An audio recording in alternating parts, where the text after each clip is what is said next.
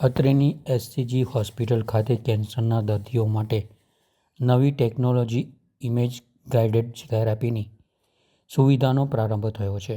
સમગ્ર સૌરાષ્ટ્રમાં આ અદ્યતન કિસ્મની સારવાર અને તેમાં મળેલી સફળતા વિશેની જાણકારી આપવા એસસીજી હોસ્પિટલના ઓડિટોરિયમ ખાતે પત્રકાર પરિષદ યોજાઈ હતી, જેમાં તજજ્ઞ તબીબોએ મેળવેલી સફળતાની જાણકારી આપી હતી. बाकी અમે વ્યક્તિગત તરીકે દરેક પેશન્ટને કે એના સાથેવાળાને સમજાવતા હોઈએ કે આ વસ્તુ કે દેખો આ વસ્તુ તમારા ઘરમાં જ થઈ જાય, છતાં પણ એ મૂકી શકે. ઇવન કેન્સરના પેશન્ટો જે બીડી પીતા હોય છે, ડ્યુરિંગ ટ્રીટમેન્ટ પણ એ લોકોનું ચાલુ હોય,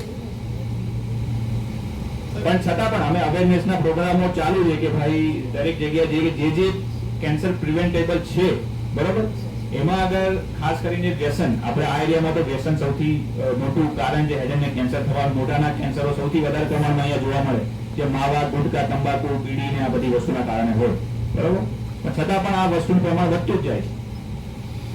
જ્યાં સુધી વ્યક્તિગત રીતે જાગૃતતા નહીં આવે ત્યાં સુધી ગમે તેટલા તમે પ્રોગ્રામો કરી લો, એનું કોઈ પરિણામ નથી. પછી છેલ્લે ટ્રીટમેન્ટ જ છે કે ટ્રીટ થાય તો કરવો. મુખનું કેન્સર કહેવાય, એના માટેની એક વેક્સિન આવે છે, HPV વેક્સિન, બરોબર.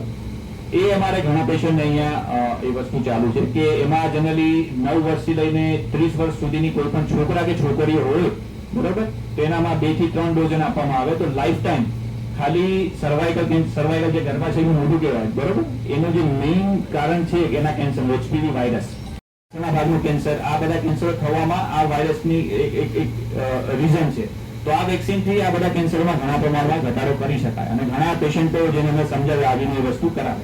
તો એક જાગૃતતાની વસ્તુ છે કે આ ઉંમરમાં અગર વેક્સિન લઈ લો તમે તો એ વસ્તુ લાઈફ ટાઈમ એનું પ્રિવેન્શનના ચાન્સીસ વધી જાય.